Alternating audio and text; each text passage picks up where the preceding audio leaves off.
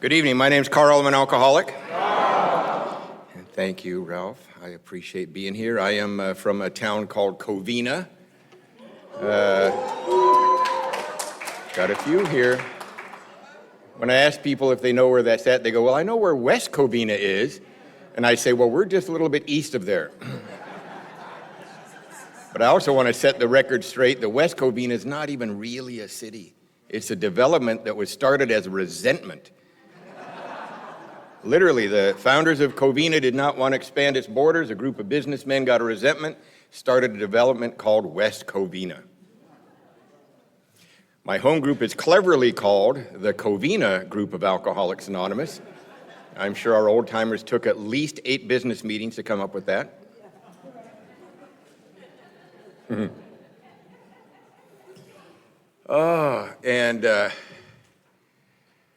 don't know. I got to tell him, Ralph, and you don't even know what I'm going to tell him.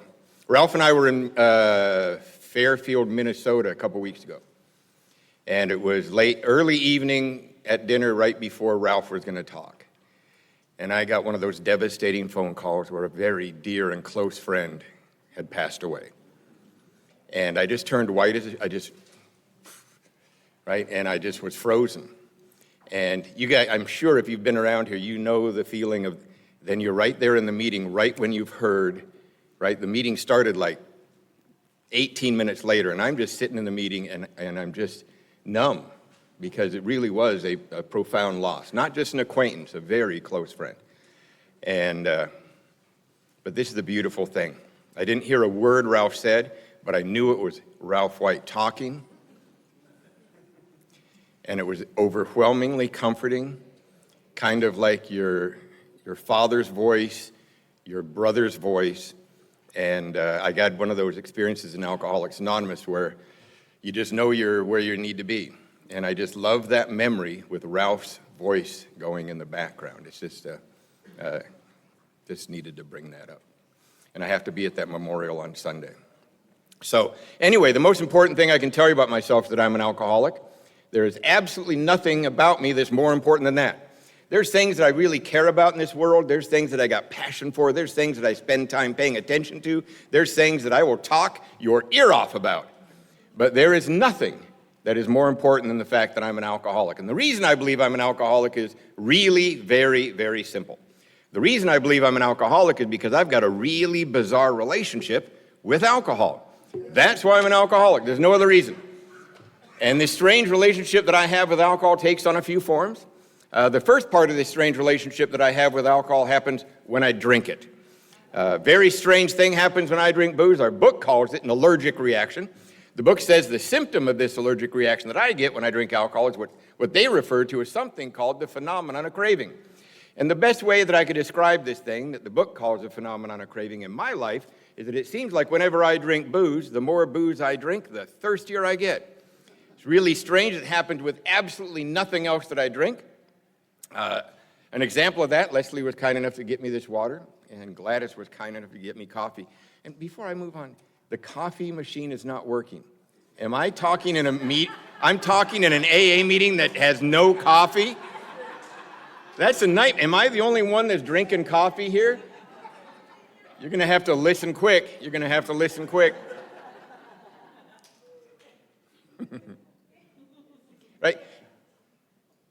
It happens with nothing else that I drink, right? When I drink, I get thirsty the more I drink. It happens with nothing else that I drink. An example of that, I've got this glass of water.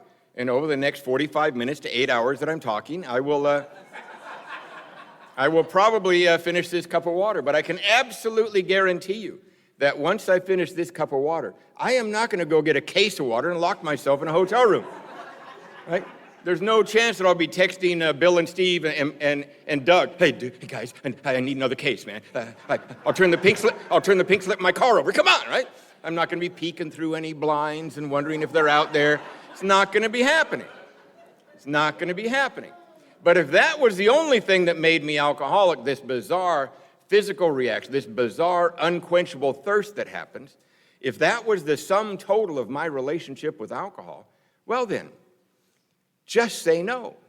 Nancy Reagan would have been an international hero. I mean, all it would have taken is you and I, a little sign of trouble. We go, oh, no. And just gone, and we just go on and live a happy, successful life just saying no.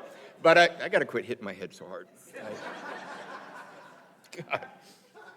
One of these days I'm going to do that. I'm just going to fall right over. But I've got this other really strange component to my relationship with alcohol. And what's really strange about this component of my relationship with alcohol is that this happens when I'm not drinking. It's really important, if you're new or fairly new, that you hear this. This deadly component of my relationship with alcohol happens when I'm not drinking. Our book calls it the mental obsession. They also refer to it as a strange mental blank spot. They even drive it further home when they call it the thought process that precedes the first drink.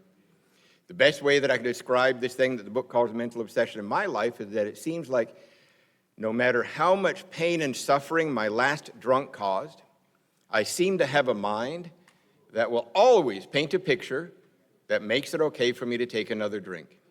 I seem to have a mind that will rationalize and justify my walk back to the next drink at all costs. So therefore, because of these two components of my relationship with alcohol, number one, I cannot drink successfully because this unquenchable thirst, this loss of control, this craving they call it. So I can't drink successfully. But at the very same time, because of this thing called the mental obsession, I cannot not drink successfully. I'm damned if I do, and I'm damned if I don't. It's the ultimate catch-22 we call alcoholism. Not an alcohol problem, but alcoholism. Because I swear to you, if I could do either one of those two things, either drink successfully or on my own not drink successfully, that's what I'd be doing tonight. Shit, I just lied. And Ralph sent me a text, hey, have a good time, but try not to lie. And I'm 6 minutes into this. I think Candace even whispered in my ear, try not to lie. And I'm 6 minutes into this, and I just lied. I just told you that I would drink successfully if I could. I used to think when I was new that if I could, I would. I knew I couldn't. You know, I know I'm in trouble. I'm in trouble, and I'm in this. I know I can't, but if I could. I used to think I could. But the reason I thought that I wanted to was because I was ill-informed as to what successful drinking actually is. And the reason I was ill-informed as to what successful drinking was is because I had never done it. I'd never done it. But now, at 38 years of sobriety, I have read about it, and I've witnessed it in a number of other people. And I'm here to describe to you what I found out, and let's see if you are interested in this thing called successful drinking. Apparently, successful drinking entails drinking approximately 2 drinks.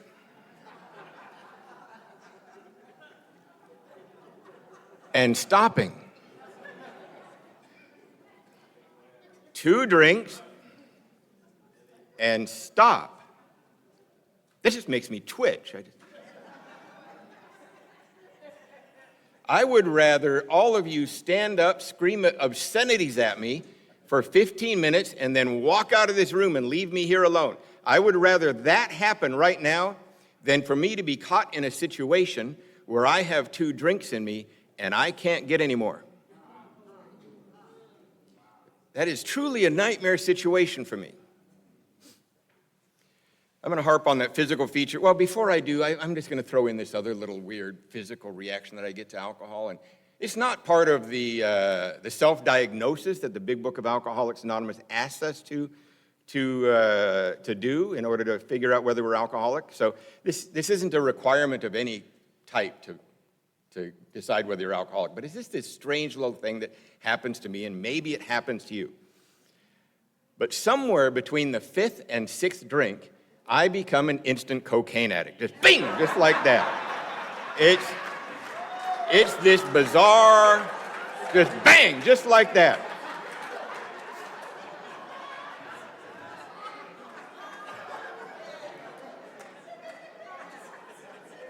You too? Yeah.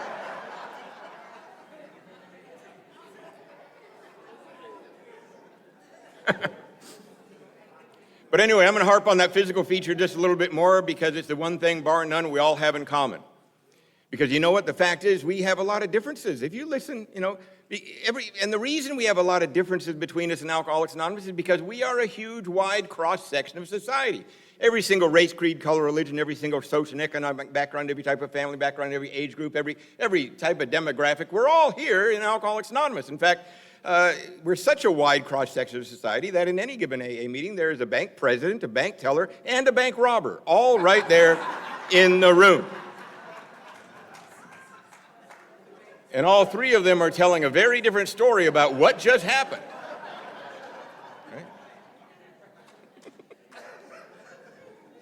So our stories are very different based upon what our culture, our family background, all that. So our stories can be very, very different in AA. But we also drink differently than each other.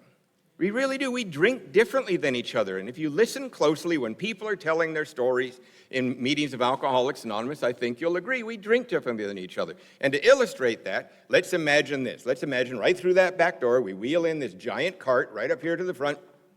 And on that cart, we got all the kinds of booze we all love, right? If you're a top shelf expensive drinker, fine, we got it. Remy Martin, Cavassier, fine, we got it. If you're a bottom shelf drinker, we got that too. Mad Dog 2020. This is why I love Candace. This is why I love Woodstock West. And everything in between. We got it all. And we all take a good 4 or 5 stiff drinks. Real drinks. No umbrellas in there. No mixer. Good 4 or 5 stiff drinks. We would all be acting very, very differently. Right? Over in this corner, we'd have the good time crowd. Fun, fun, fun, talk, talk, talk, woohoo, drink, drink, drink, party, party, party, talk, talk, talk, drink, drink, drink, talk, talk, talk. If we add a little methamphetamine, we talk a little faster, talk, talk, talk, talk, talk, talk. But we're having a good time in that corner. It's the good time corner. Over in that corner, we'd have the criers, like, oh! Over in that corner, we'd have the fighters, right? Gotta fight, gotta fight. Over in this corner, a bunch of us would be naked.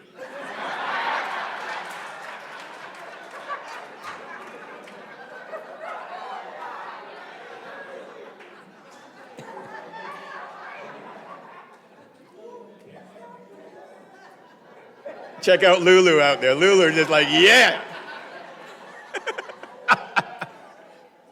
I personally would be visiting the other 3 corners, trying to find a couple of friends to come over here with me.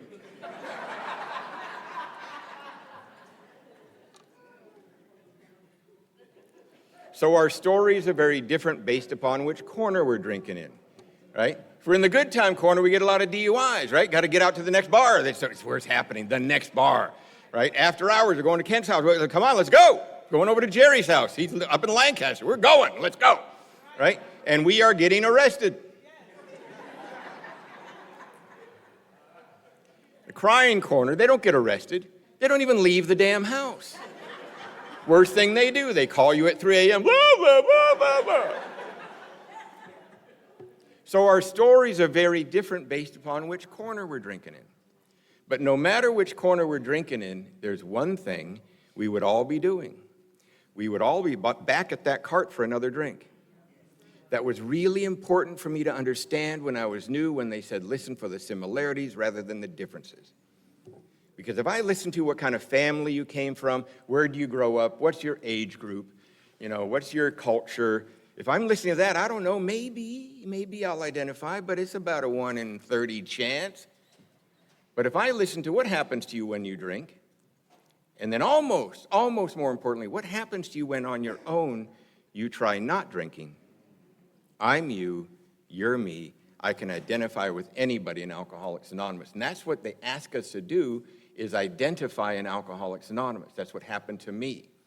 You guys didn't sit me down and lecture me. You just sort of started talking. And I was forced to be here. So I kind of had to listen. There was an armed guard with us. They'd make us, I'll get to that. But other than this physical and mental relationship to alcohol, I also seem to have an abnormal spiritual relationship with alcohol. Seems to fit, too, because our program is all about mind, body, and spirit, isn't it? And so, and the best way to, when I'm talking about my spirit, I'm talking about that thing that makes me me, that thing that's trying to talk to you right now, right? That thing that poets and musicians and philosophers and theologians have all talked about and contemplated and debated about, the human spirit. It's that part of me that has an abnormal relationship with alcohol also. And the best way to describe what I mean by that is just to skip ahead in my sobriety to tell you a little story. I was 13 years sober, and my mother called me up and said, Karl, your brother and his wife and kids are spending the summer in the south of France. And they've got this big house that has a whole separate wing that you can stay at. If you wonder how somebody affords that, my brother and his now ex-wife were in the first 200 employees of Microsoft. That's where that kind of money comes from. No resentment from me. I'm happy for them.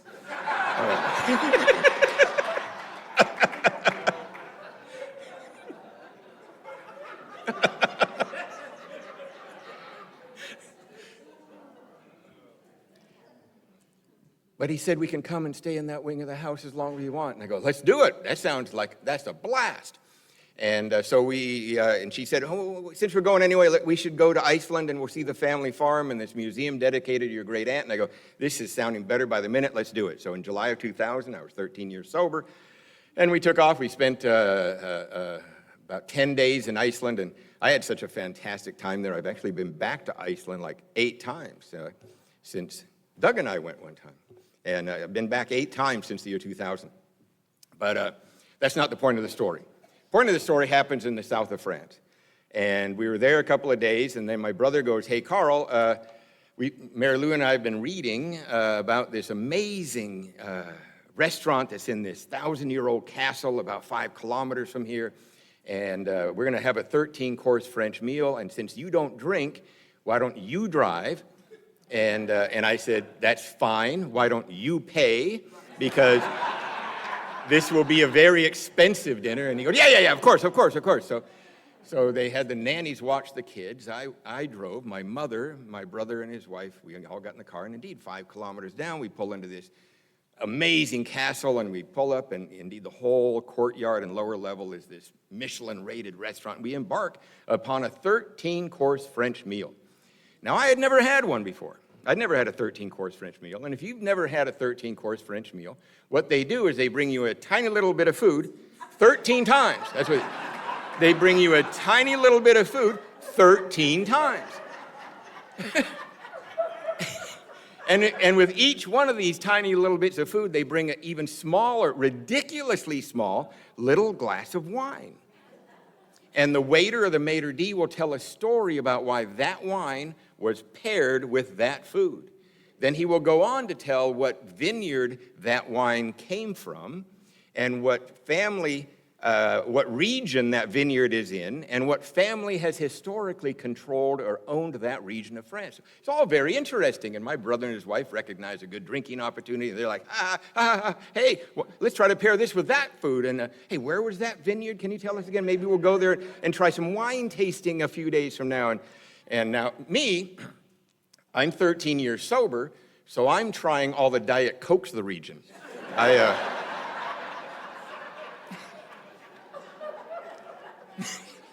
I kept on asking the waiter to tell a story about that, and he seemed to get a little embarrassed for me. He's like, no, monsieur.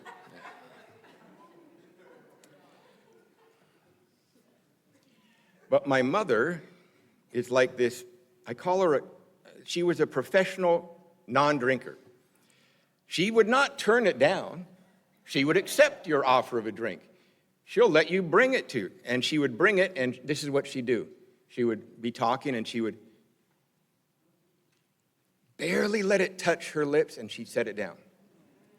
Maybe 15 minutes later, somebody says toast, she would go,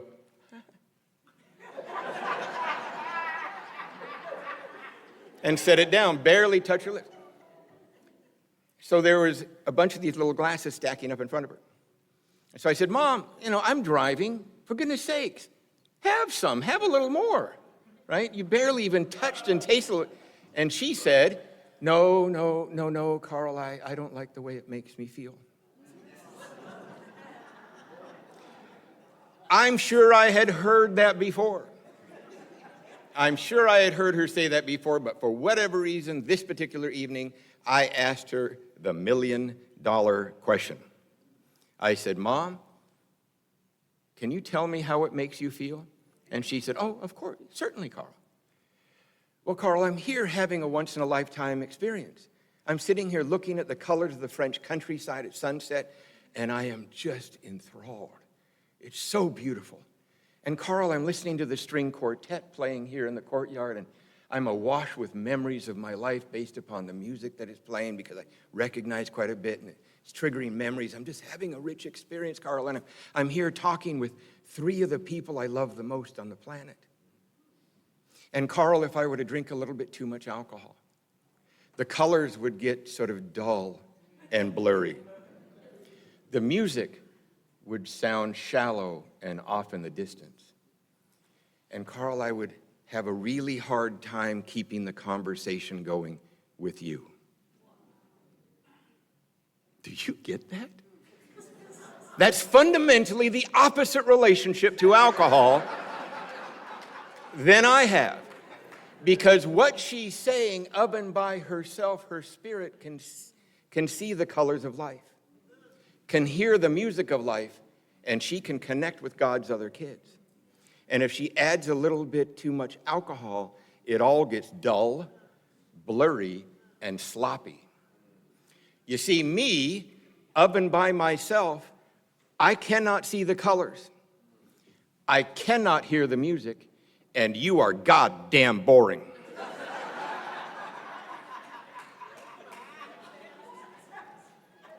Now, you give me 4 or 5 drinks and, oh, do you see those colors? The tapestry of God's handiwork is amazing. Do you hear that music? I will tell you where that cello was made, whether I know or not. I can make up the name of a German village on the spot.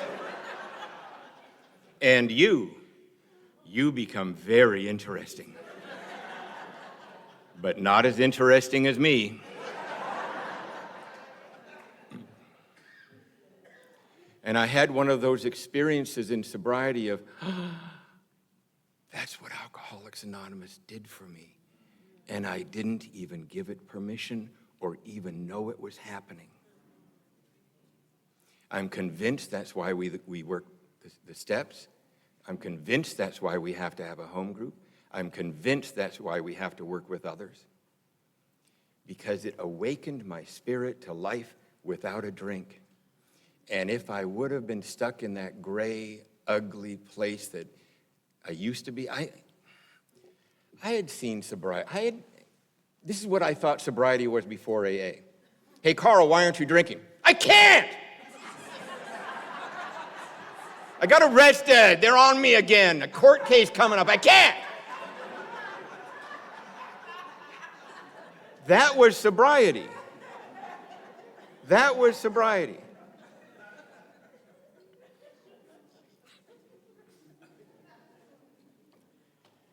And what was so amazing, I didn't even know AA was doing this to me. You guys just said, mop the floor, get a sponsor, come to meetings. So really part of step 1 is really identifying with each other's story, and that's really how Alcoholics Anonymous does it. Otherwise, we just have lecture classes about the book. Now, I love book studies. I'm privileged to lead one with Bill and Steve. I mean, love it. But really where I got it was by listening to your stories when I knew that you didn't even know whether I was listening or not. And there's some sort of credibility to that you were up here telling your story and not at me. You were just telling your story. I remember the first time I noticed that in AA, that you guys, because throughout my life, people had always tried to take alcohol away from me and therapists, counselors, psychiatrists, that people that loved me would take alcohol away from me and put me in front of well-meaning, highly educated people. And these well-meaning, highly educated people would always say, "What's the matter with you, son? We need to talk about why you would do this. What is it about you? What happened to you? Why would you be so careless with your life and other people's life and safety? Why do you drink this way, son?" Now, if I would have had the vocabulary that you guys have given me over the years, I would have responded to these well-meaning people with something like this. I would have said, "I see that you're shocked by my drinking.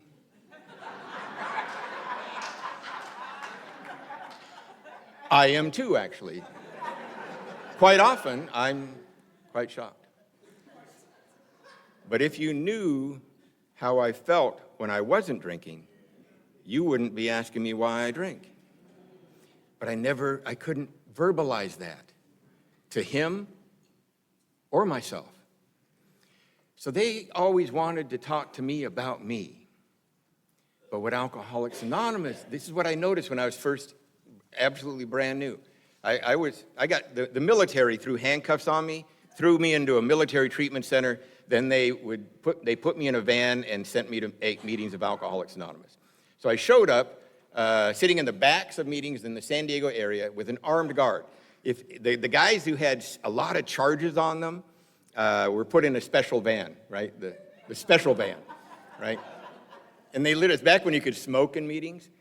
And they don't do this anymore, but they used to. We'd all sit along the back, and the armed guard would stand at the door, right? And he'd always have his jacket back so you could see his weapon. So we stayed in our seat. It was sort of a strong sponsorship idea, I think. But what I noticed was that you guys had no interest in talking about me. You guys didn't want to talk to me about me at all. You guys seemed to only want to talk about yourselves. You would just go on and on and on about yourself, like I'm doing right now. Right? When Ralph, about a year and a half ago, "Hey, Karl, do you want to come to Woodstock West in 2025 and talk about yourself for an hour?" I said, "Yes, I do."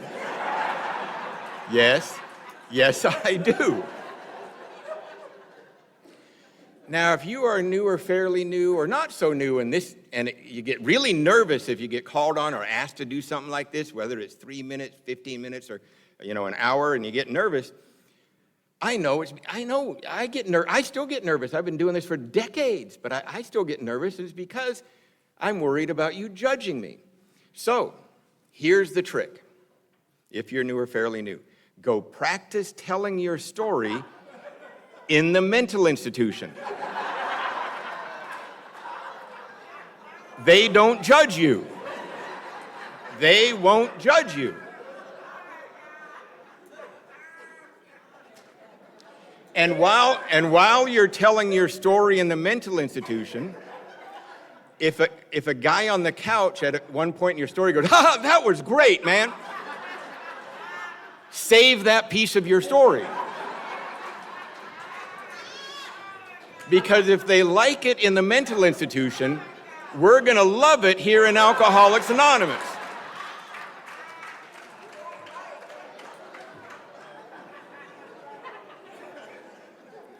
Kidding, not kidding. I'm really not kidding. It's called H&I if you're new. Go do it. Go do it. Nobody will really get sober except you. You'll feel like you helped people, though. You'll walk there and go, "Oh, that was great, man." It's an illusion. But that's why it's for us. We leave there with meaning and purpose. And meaning and purpose is a strange thing. It doesn't need to be real. Just need to feel like I got meaning and purpose. So anyway, I took a drink at 11. I was born in Helena, Montana. My father packed us all up and moved us to the island of Borneo in Southeast Asia when I was 4 years old. Kota Kinabalu, Sabah, Malaysia, northern tip of the island of Borneo. I was there till I was almost 10. 10 years old, came back and moved to Seattle. And I was not trying to escape from anything. Life was really quite good. I'd had a very interesting, fun childhood, a lot of love, a lot of good stuff. And at 11 years old in Seattle, I took a drink. I wasn't trying to escape from anything. Just my best friend that I'd made there for the last 18 months that I've been in Seattle said, "Hey, Karl, my dad's having a big party next month, and he bought a case of whiskey and a case of vodka. We could steal a bottle. Let's do it." And I go, "Yes." That was it. That was it. And my life changed. The effect alcohol had on me was profound. I just described to you my relationship to it, and I set it up real quick by, and I took that drink at 11. By 14, I'm the neighborhood drunk. I'm the neighborhood pot dealer. My vocabulary was, whoa. Wow. Hey, man. I'd call my mother, man. Hey, man.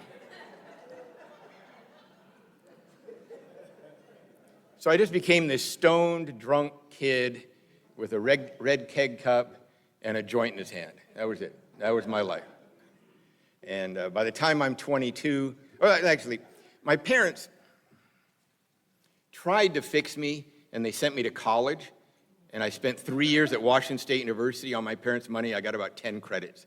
At any given time, my grade point average matched my blood alcohol content. About 0.25. By the time I was 22, this little story I'm about to tell you will let you know exactly where I stood with my family. Now, my father was Swedish, my mother was Icelandic. That's why I kind of look like a polar bear. And I don't know whether this custom I'm about to tell you about is a Scandinavian custom or whether it's a Lutheran custom. I don't know, but at Christmas time, my parents wouldn't just send out Christmas cards to their friends and relatives. My parents would send out this big, long Christmas letter that said everything the family had been doing that year. And when I was about 22, I got a hold of one of these letters that had been sent out the previous Christmas, and as I read it, it let me know exactly where I stood with my family. Now, the first paragraph talked about what my parents had been doing that year. Another impressive year, I'm sure. There's a whole department named after my mother at the University of Washington. There's about 5 churches, a hospital, and a university that are standing from the work my father did. They had impressive lives. They were impressive people. I'm sure that paragraph was pretty impressive. Next paragraph talked about what the Morris children had been doing that year. And that paragraph went something like this. Our oldest daughter, Christina, just graduated from Cornell University in Ithaca, New York, with a master's degree in human resources. She's now working for a large pharmaceutical company in the Midwest. She traveled to Europe this summer. She saw this, she saw that. Her hobbies are this, and this. She's a very happy young woman. We are very proud of her. Our oldest son, Eric, just graduated from Western Washington State University with a degree in marketing. He's now working for a large advertising firm here in downtown Seattle. He loves to golf. He loves to travel. He's engaged to be married to this wonderful woman named Mary Lou, who works for a very small company here in Seattle named Microsoft. It was small at one time. And they love to golf together. They love to travel together. He's a very happy young man. We are very proud of him. Our youngest son, Karl, just turned 22.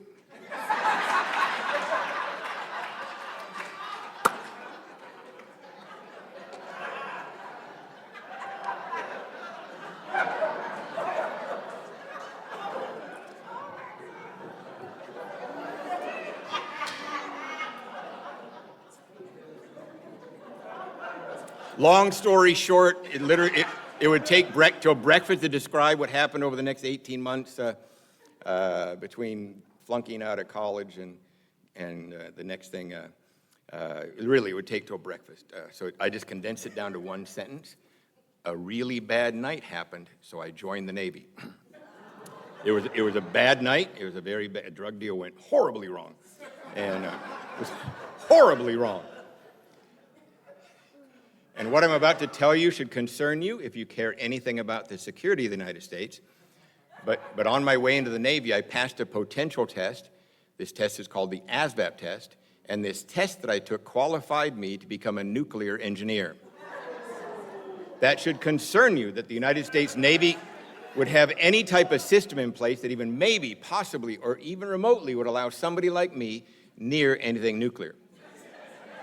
However, they made me take another test when I showed up at that base for boot camp, and I could not pass that particular test. That test is called a urinalysis test, is what it's called.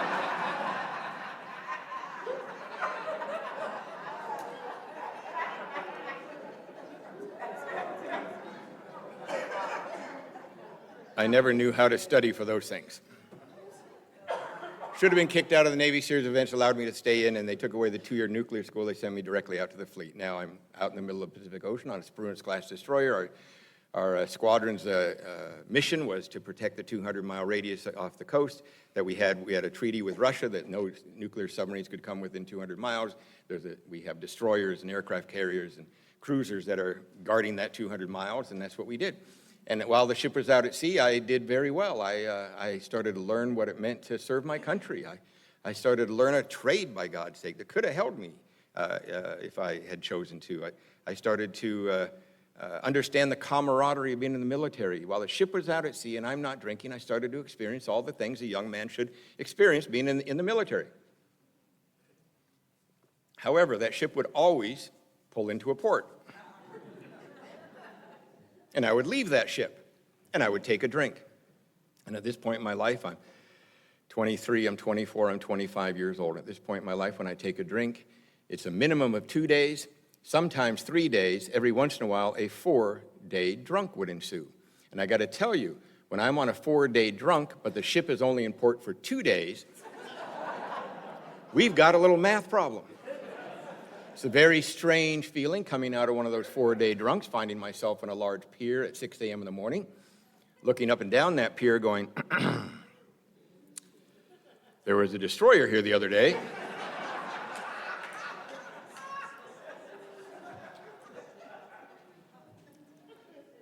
And I've been in the Navy approximately 2 years at this point, and I came to on a Monday morning at a cheap hotel room in downtown San Diego, and you know the nightmare. Oh, no, not again. Oh, God. And I realized I'd started drinking on Thursday. It's now Monday, and I get in my car and start racing back to the base. And my car, you know the old story. My car is dying of alcoholism right along with me, so it's held together by rubber bands. And I'm driving fast, and one of the tools of living I got at this point is I'd always save a pint under the seat of the car for the end of the drunk to try to get in me before I got back to the ship, because I knew when I get back to the ship, it's a while till I get a drink. And so I'm trying to get that pint in me, and I'm driving. At the front of every Navy base, there's a guard shack where a Marine stands duty. And under normal circumstances, you're supposed to slowly and politely pull your vehicle up to that guard shack. You are to show that Marine your military ID. He will check the sticker on your front windshield. If everything's in order, he'll allow you to proceed onto the base. This particular morning, as I said, I'm paying more attention to getting that pint in me, not even realizing where the car is going. All of a sudden, my eyes come into focus, and I see the Marine has his head out of the guard shack, and I'm wondering, what's he so excited about? Till I look down, I'm going 40 miles an hour, and I'm about as far away as the front table here. So I tried to swerve. The car hit this cement median on the right-hand side, glanced off it, flipped over, and bang, right through that guard shack. And as I stand before you today, I'm so very grateful that United States Marines are in tip-top physical shape. This gentleman did a quick somersault. He's back up, weapon drawn. And God, I hated mornings like this. I just really hated mornings. Sirens going off, everybody screaming and yelling, people running in different directions. They're all pointing at me like this is my fault. And I'm climbing out of the car, and I have the feeling like I'd like to know what's going on too. What happened? I hated mornings like that. Stage 2 of mornings that I hated. An hour and a half later, I find myself in a hospital bed, and I'm handcuffed to the hospital bed. I really hated mornings like that. My Navy superiors are reading new charges on me that morning. There's nothing significant about that. That's just what happens in a guy's life like mine about every 90 days. New charges, nothing significant. But the most significant thing that happened that morning is the Navy doctors prescribed this stuff called antabuse. It's only in AA where you hear that knowing, oh. You say that at a family reunion, they go, what's that? Antabuse. I was now under orders to show up at sick bay every single morning before quarters. I'd have to sit in the chair. I'd have to stick my tongue out like, and the hospital corpsman would put this little white pill on my tongue and make me sit there for a half an hour. Over the next 7 to 10 days, I started to experience the most cunning, baffling, and powerful side of this thing we call alcoholism, and that is I had no alcohol in my system, but I'm slowly going insane. I used to be able to be okay for the 10 days, 2 weeks, 3 weeks that the ship was out at sea because I knew a drink was coming. But there's something about knowing that I cannot drink that literally I felt trapped. And I lasted about 10 days on that antabuse, and I went AWOL from my ship. I locked myself in a little hotel room in downtown San Diego, Plaza Hotel, 4th and Broadway. This was May of 1986. The Plaza Hotel in May of 1986 cost $13 a night. Checked right before COVID. They'd done a little rehab. It's $19 a night. And maybe with recent inflation, it's now $23 a night. I'm not sure. But I locked myself in a little hotel room, and I had a bottle of vodka and a shot glass. And I remember staring at the bottle of vodka sitting on this rickety little end table, and as I stared at it, I remembered that the Navy doctors had given me a very stern warning about drinking on top of antabuse when they prescribed it. They said, son, you need to understand that if you drink on top of this antabuse, you're going to get one of two reactions. One reaction is you're going to get violently ill. The other reaction is you might die. I remember looking at the bottle and I thought, well, I wonder which reaction I'm going to get. And I took one shot.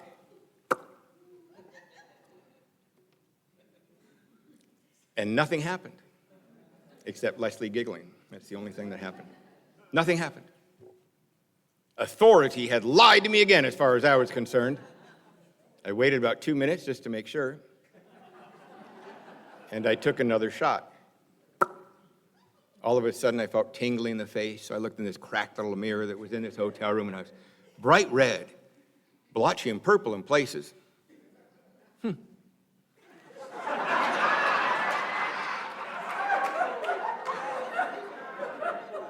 Don't get ahead of me. So I took another shot.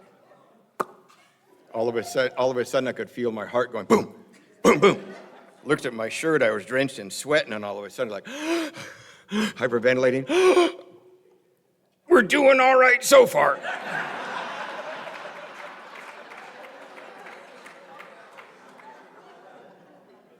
There's something the matter with you people. There really is. There really is. And I took another shot, and up it came. My second sponsor was a man named Eddie Cochran. Sobriety date December 2nd, 1951, one of the pioneers of Southern California Alcoholics Anonymous. He called the next thing that happened to me projectile regurgitation. This is a new level of puking I am unfamiliar with. Because we all know normal puking, right? We all know how to be in the middle of a good drunk. You get that little warning, a little sour taste in the back of your throat. You go, ha! And you just come right back into the conversation. It's not the end of the night. For God's sake, it's not the end of the night. But here on the antabuse, it's like, ah! Like this Linda Blair spray across the room. Thank God the Plaza Hotel is the type of hotel room where the toilet is in the same room with the bed. It's a design feature, I believe, maybe to make convicts feel more at home upon release. I'm not really sure, but I found the magic of drinking on top of antabuse, and that is if you hang in there. It's a very important feature. If you're going to drink on top of antabuse, you cannot half measure it. In fact, if you're going to drink on top of antabuse, you may need to reach down deep inside yourself for a level of commitment you might not even know you have. But I found that if I kept drinking and kept puking and kept drinking and kept puking for about an hour to an hour and a half, enough of the antabuse would kick out of my system and I'd quit throwing up and I would just be left with red face, hyperventilating and sweating, and I'm all right with that. So I drank on top of antabuse the last 7 months of my drinking, ending in being brought out of civilian jail, being transferred back to the military police, handcuffs that extra tight that morning, neck muscles not working well. They tried to bring me back to my ship, and the officer deck put his arm up and said, wrong answer. Orders have already been processed on this loser. Orders are 90 days in the brig, bad conduct discharge, or treatment. When they said, or treatment, I went,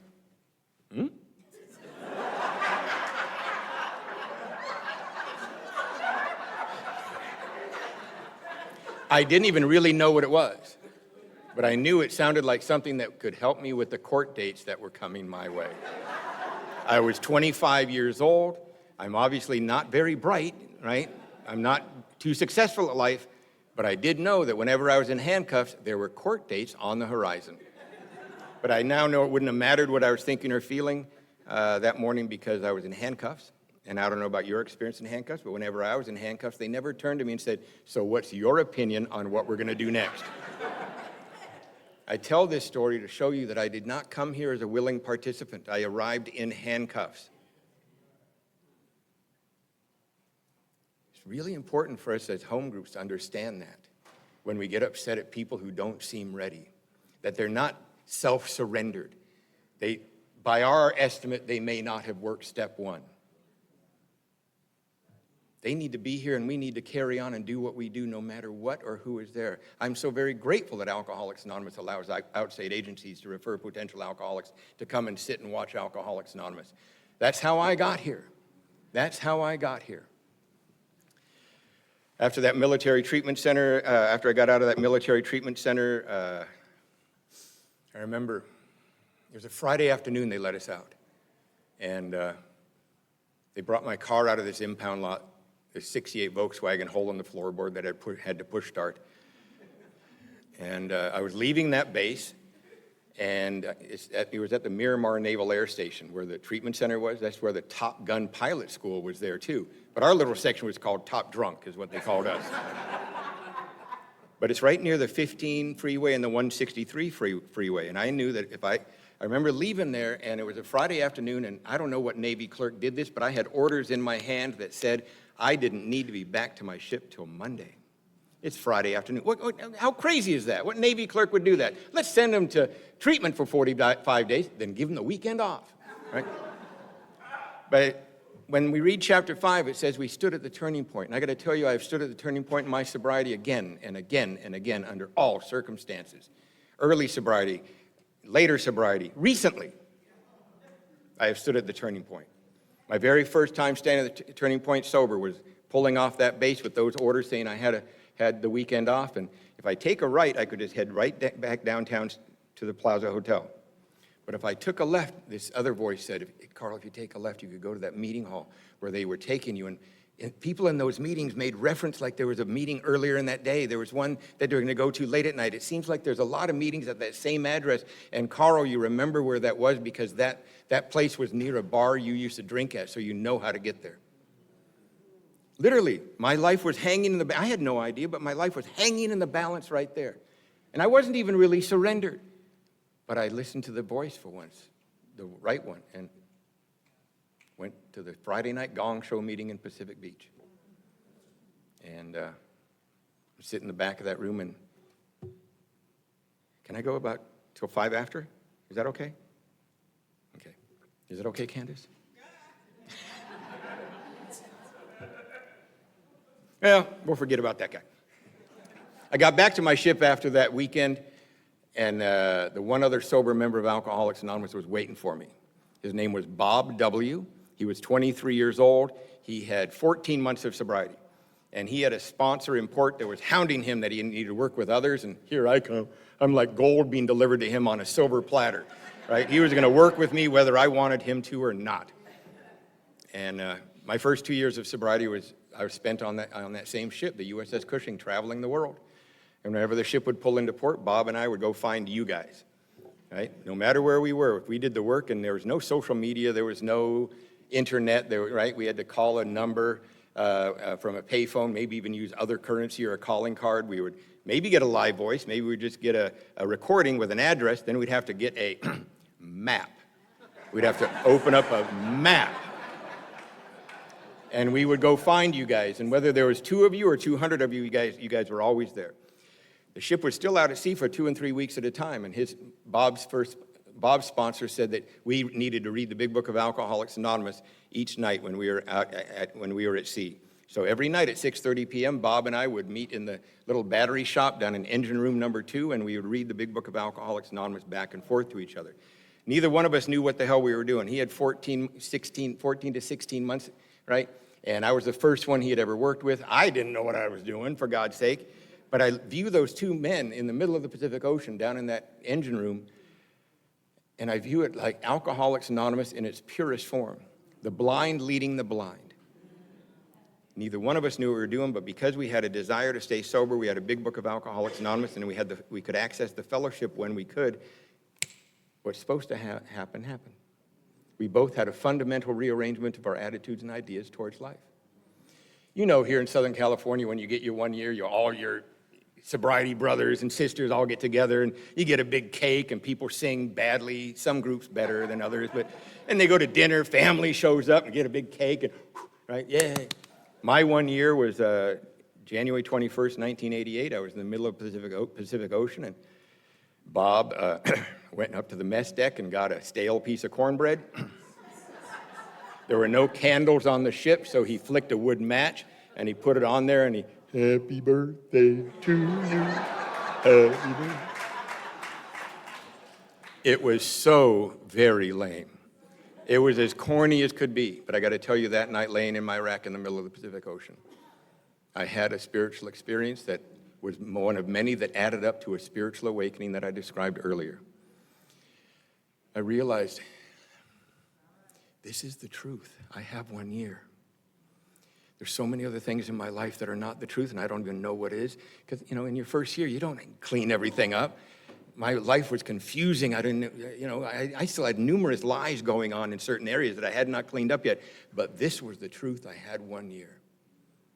Then also laying in that rack, I had this feeling of maybe I could have a life that I hear those people when we're in port and we go to those meetings and people are talking about having a life with meaning and purpose, and it means something, that they're part of a community.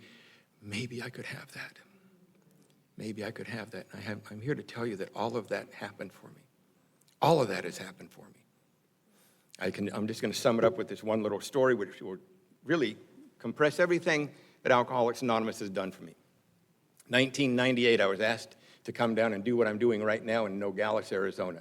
Before everybody had cell phones, but we had pagers. Remember pagers? And I called my mother before I left, and I said, Mom, if you try to page me and I don't answer, I'm going to be in Nogales. That pager might not work in Nogales. And she said, oh, Nogales, you need to get a hold of Don and Leona. They would love to talk to you. And I go, who? She goes, oh, that's right. You haven't seen him since you were 9 years old. But Don was the best man at your father's in my wedding, and lifelong. Oh, yes, of course, Mom. And so I call up Don. I go, Don, this is Karl Morris. I'm going to be just about 20 miles south of you. I know you're in Green Valley, and I'm going to be down in Nogales. Maybe we could get together for coffee or something. He goes, hey, Karl, bring your golf clubs. I know you love to golf. Bring them. We'll go out to my golf course. That's weird. I haven't seen him since I was 9. How does he know that? I took my golf clubs, and I left the conference Saturday morning. I went up to his golf course and met him, and we started to walk along the golf course. And he starts asking me very specific, pertinent questions about my life. He knew when I got out of the military. He knew what rank I was when I got out of the military. He knew that I went back and got a degree. He knew what that degree was in. He knew that I'd worked for General Electric. He knew about these recovery homes I sit on the board of. He just knew everything about my life. And by the fourth hole, I go, Don, I'm embarrassed. I'm trying to squeeze in a couple of questions as to what you retired from, but you seem to already know about my life. How is that? He goes, oh, that's so easy, Karl. The Christmas letter. I'm like, yes! I got in the Christmas letter. Have a great weekend.